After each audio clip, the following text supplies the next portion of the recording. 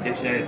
पण अशा पद्धतीनं हे शिक्षण इथलं जे आहे हे आम्ही चांगलं उत्तम प्रकारचं, आम्हाला कुणी चॅलेंज द्यायचं म्हटलं तर म्हणजे वरचे 5-7 लोक येतील ना तेच येऊ शकतील अशा प्रकारचं आहे.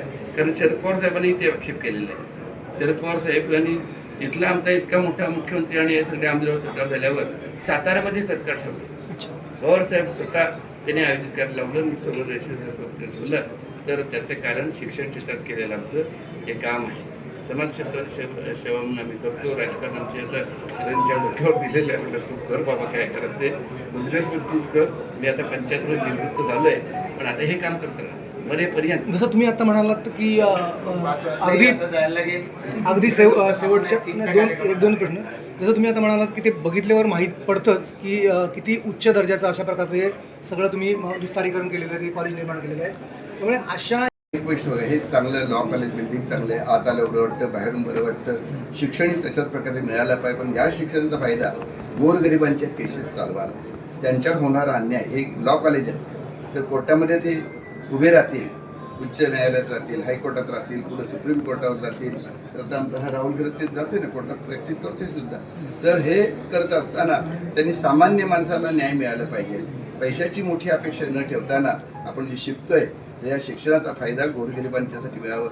अगदी जसे आमच्याकडे काही अगोदर वकील झालेत, म्हणजे 100 रुपयावर वकिली करणारे, तशी याच मुलांना 1000-2000 वकिली करावी.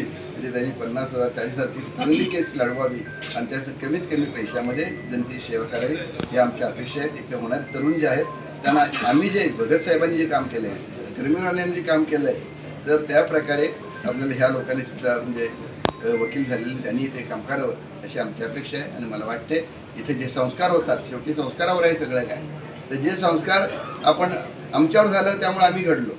आता आम्ही जे संस्कार करतोय तर त्याच्यातून ही मुलं सुद्धा, हे विद्यार्थी सुद्धा घडावेत अशी आमची माफक अपेक्षा आहे. अगदी शेवटचा प्रश्न, हा दुग्ध अगदी शेवटचा अगदी हा दुग्ध शर्करा म्हणावा लागेल का? कारण प्रचंड ठाकूरांचा आमदारांचा हा वाढदिवस आहे आणि या वाढदिवसानिमित्तानं आज तुम्ही ज्या ठिकाणी बसलेला आहेत ते अनपेक्षितपणे आहे. हा सगळा प्रवास पाहताना तुम्ही आता भावना व्यवस्थ झाल्या, तुमचे डोळे पाणावलेले आहेत. नाही, एक गोष्ट अशी आहे की हा पंतप्रधानांचा वाढदिवस आहे, म्हणजे तो दरवर्षी 5 ऑगस्ट येत असतो. आणि आम्ही ठरवलं होतं, काम सुरू केलं होतं 2 जून माझा वाढदिवस असतो, 2 जूनपर्यंत हे काम व्हावं असं.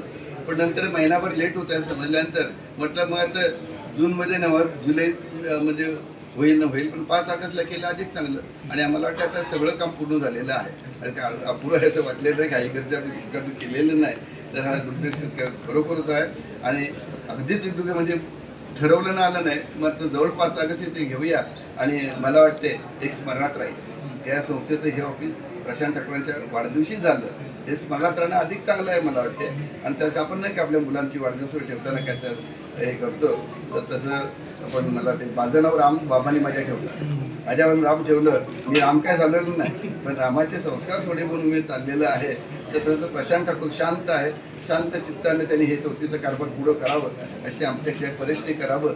आणि त्या दृष्टीनं दुग्धश्री आता जावं. धन्यवाद.